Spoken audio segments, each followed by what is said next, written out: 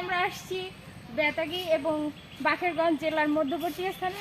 Just এই খালটা পার হলে ওপার হচ্ছে বেতাগী, আর আমি যে পাশটায় দাঁড়িয়ে আছি এটা হচ্ছে বাকেরগঞ্জ।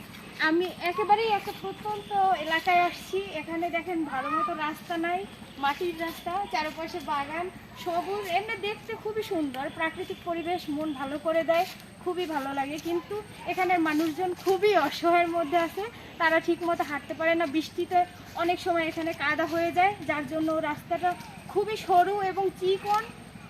জাস্ট কাদার সময় অনেক বেশি কাদা থাকে, যার জন্য লোকদের অনেক সমস্যা হয়।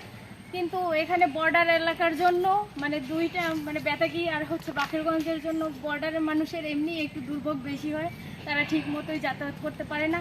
একমাত্র তাদের সম্বল হচ্ছে নৌকা, কারণ এই যে খালের মতো দেখা যায় বেশখালি থেকে এই খালটা উঠছে, এইটাই হচ্ছে তারা নৌকায় বেশি যাতায়াত করে থাকে। আর এখানে বেশি মোটর সাইকেল দেখা যায়, কারণ রাস্তাটা ভালো না, মাটির রাস্তা, এই জন্য মোটর সাইকেলের সংখ্যা বেশি এখানে। জাস্ট আমরা এখানে আসছি একটু ঘুরে দেখতে, প্রাকৃতিক পরিবেশের জন্য খুবই ভালো লাগতেছে।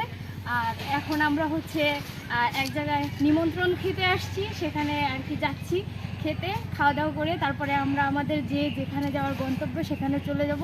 আমার সাথে আছে মামা, যে আমাকে ক্যামেরা বন্দি করতেছে, তাকে অসংখ্য ধন্যবাদ আমাকে এরকম সুন্দর একটা ভিডিও করে দেওয়ার জন্য। So by.